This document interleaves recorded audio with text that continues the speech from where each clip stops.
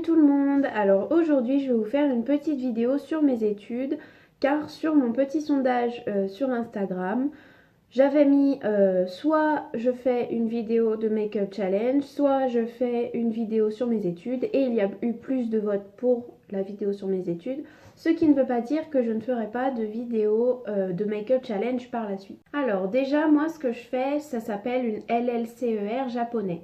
Donc c'est une licence, donc je vais à la fac. La LLCER, c'est langue, littérature et civilisation étrangère et régionale. Excusez-moi de regarder, hein, mais je me rappelle jamais la signification. Donc en gros, ce sont des études de langue et de culture japonaise en fait. Donc j'étudie la langue japonaise et tout ce qui va autour, donc l'histoire, les littératures, etc. pour en fait connaître parfaitement la culture de ce pays. Donc déjà il faut savoir que j'ai beaucoup hésité entre une LLCER et une LEA anglais-japonais. Alors je vous explique tout de suite la différence. Une LEA c'est plus tourné vers le monde de l'entreprise, du commerce, etc. Alors qu'une LLCER c'est beaucoup plus littéraire. Donc on dit souvent que c'est destiné au métier de l'enseignement, vers la traduction littéraire, etc. Alors qu'une LEA, c'est plutôt pour travailler dans des entreprises, du commerce, du marketing. Alors moi, j'ai beaucoup hésité dans le sens où on n'arrêtait pas de me dire « fais une LEA parce qu'il y aura plus de débouchés. Dans la société d'aujourd'hui, il y a plus de besoins dans le commerce, dans l'entreprise, etc. » Alors que dans le littéraire, c'est assez difficile de gagner de l'argent, d'avoir un bon poste, etc. Donc, quand on était à l'épreuve des Parcoursup, etc., et qu'on avait formulé nos vœux, j'avais mis en vœu la LLCER japonais et la LEA anglais-japonais.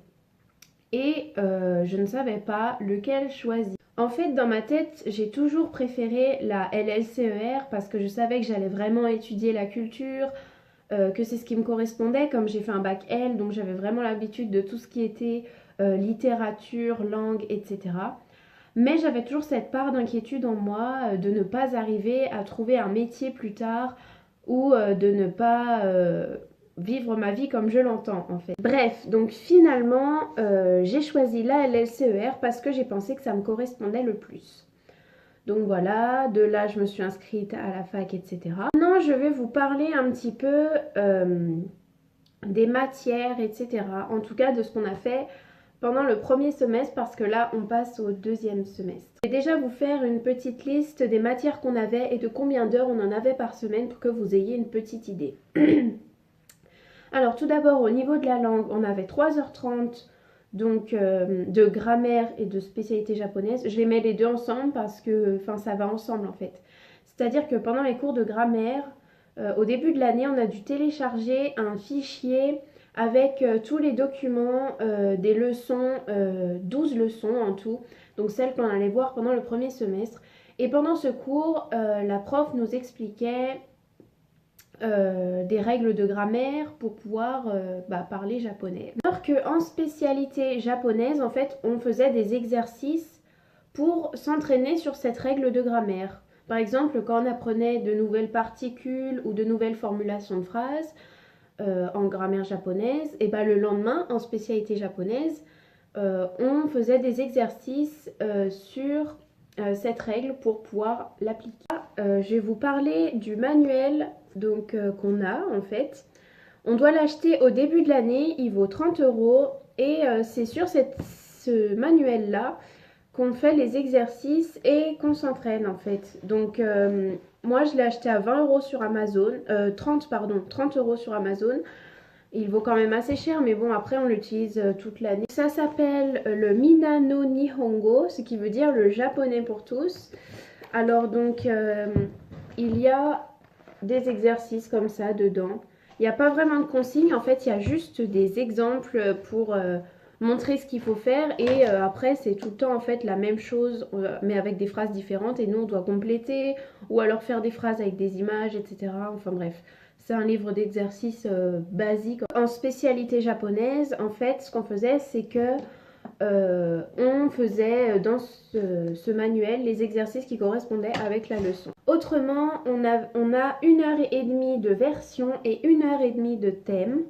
Donc je ne sais jamais lequel est lequel, mais je sais que il y en a un où on s'entraîne à traduire du français au japonais et un autre où on s'entraîne à traduire du japonais au français.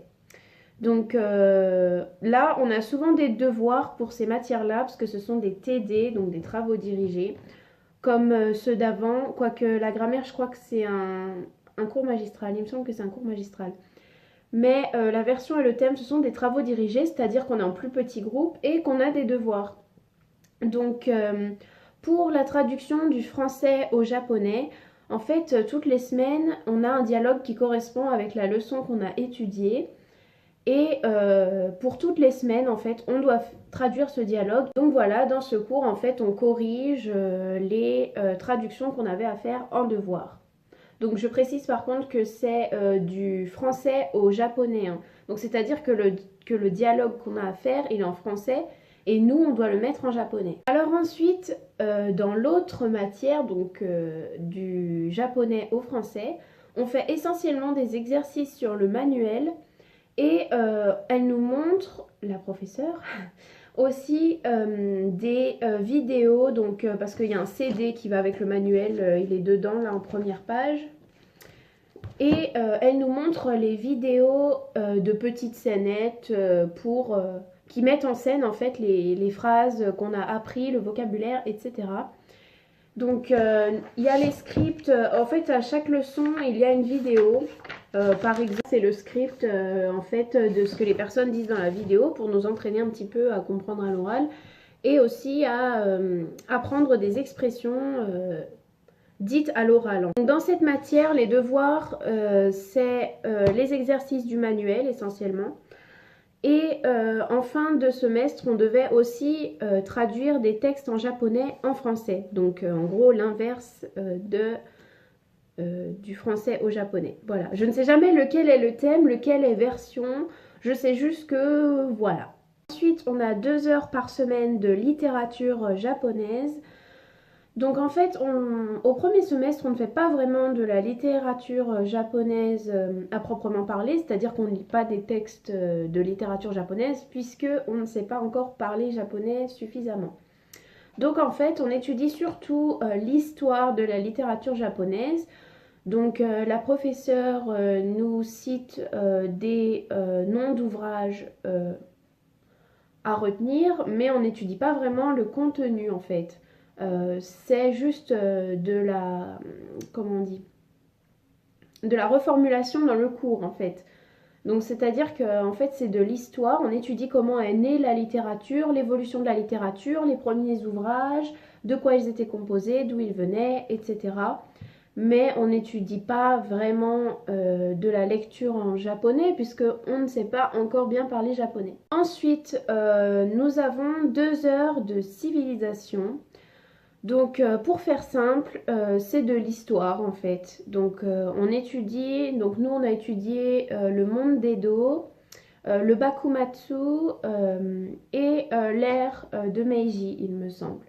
Donc voilà, c'est de l'histoire, on étudie des dates, les faits importants, les guerres, etc. Donc c'est simplement de l'histoire, au premier semestre en tout cas. Je ne sais pas comment ça va se passer au second semestre, mais au premier semestre, voilà, on étudie l'histoire du Japon. Pour cette matière et aussi pour avoir de la culture en japonais, c'est important de lire. D'ailleurs, le professeur en début d'année nous a donné une bibliographie de livres à lire. Donc moi j'ai acheté celui-là, je l'ai encore pas fini, c'est un livre qu'il m'a conseillé, je vous mettrai la référence si ça vous intéresse. Donc c'est un livre pareil d'histoire sur le Japon en fait, c'est un roman qui parle de l'histoire au Japon. Ensuite on a, donc ça n'a rien à voir avec le japonais mais ces cours sont obligatoires aussi. Alors on a 1h30 d'anglais. Donc c'est de l'anglais comme on faisait au lycée en fait, donc c'est-à-dire qu'on étudie l'anglais autour d'une thématique. Nous par exemple au début on étudiait le freeganisme, donc en fait c'est les gens qui se nourrissent dans les containers des supermarchés, donc très écologique. Et ensuite on a étudié un petit peu le système des parlements des parlements anglais. Pareil, pour cette matière, il y a des devoirs parce que c'est un TD, donc un travaux dirigés, je sais pas comment je dis ça moi, mais bref. Donc les devoirs, en général, le professeur les met chaque semaine sur la plateforme pédagogique et c'est à nous de regarder. Donc en général, c'est des petits exercices à faire ou alors il nous met une vidéo et on doit faire la compréhension orale nous-mêmes. Ensuite, on a 1h30 d'expression française. Donc en fait, c'est tout bonnement du français. C'est-à-dire qu'on revoit les conjugaisons, qu'on revoit la grammaire, qu'est-ce que c'est un complément du nom, qu'est-ce que c'est un attribut du sujet. Tout ça, voilà, faut savoir retrouver, analyser la grammaire, etc. On a aussi revu la forme passive, les formants en, quelques mots comme différence entre quoique séparé et quoique collé, des choses comme ça. Donc voilà, c'est un cours obligatoire et même si vous vous dites que c'est facile et qu'on n'en a pas besoin, ce que je disais au début de l'année et je me le cache pas, et ben en fait c'est plus difficile qu'on ne le croit. Genre j'ai passé mon partiel hier et je peux vous dire que même si on croit tout savoir, bah, c'est loin d'être le cas. La langue française c'est super difficile. Dans cette matière on avait rarement des devoirs, c'est un TD aussi.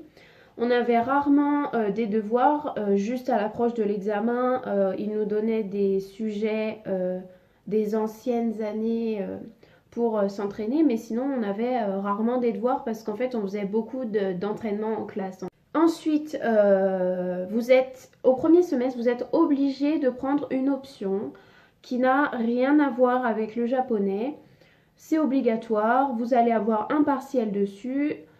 Voilà, donc moi personnellement j'avais pris découverte des littératures anciennes, donc j'avais 2 heures de littérature grecque et 2 heures de littérature latine. Alors il n'y a pas besoin de savoir parler le grec ou le latin, puisque c'est juste l'étude des littératures. Pour tout vous dire, moi je ne savais pas du tout que ça n'avait aucun rapport avec le japonais. Quand j'ai pris découverte des littératures anciennes, pour moi c'était les littératures anciennes japonaises. Mais bref, en fait, ça a fait le coup à tout le monde, hein, parce qu'en fait, il n'y a pas que cette option-là. Sinon, vous pouviez choisir religion, je crois, vivre en ville, c'est de la géographie. Enfin, il y avait plein d'autres options, en fait, mais tout n'a rien à voir avec le japonais, en fait. C'est comme ça, c'est obligatoire. C'est pour faire découvrir autre chose pour notre culture générale. Normalement, vous en avez 2 heures de cette option, mais moi, j'ai pris la mauvaise option. Non, en vrai, c'était super intéressant. Mais normalement, on a 2 heures. Et comme moi, en fait, il y avait 2 cours, donc la littérature latine et la littérature grecque, ça fait que j'avais 4 heures d'option. Voilà, donc 2 heures de plus que tout le monde. C'est pas trop juste. Mais bon, enfin, on aurait dû avoir 1 heure de littérature grecque et 1 heure de littérature latine pour que ça fasse comme les autres, quoi. Que ça fasse 2 heures d'option. Mais c'est pas grave, moi ça m'a intéressé. Après, c'est vrai que c'était pas toujours cool de se lever à 8 heures. Enfin, bah non, même pas, puisque je prenais à 8 heures, je me levais beaucoup plus tôt. Mais voilà, c'était intéressant. Je vais vous parler un petit peu de la difficulté, tout ça. Alors, moi, je suis allée en japonais, comme la plupart des gens dans la filière, en fait, parce que j'adore la culture japonaise, les animés, tout ça. Et j'adore les langues asiatiques, je trouve ça trop bien à apprendre et trop beau. Mais ce n'est pas suffisant pour décider d'aller en LLCER japonais. Pourquoi ? Parce que contrairement à ce qu'on pourrait penser, le japonais c'est très dur à apprendre. Les cours ça va très vite, on a tout le temps du vocabulaire à apprendre, tout le temps de nouvelles leçons de grammaire, etc.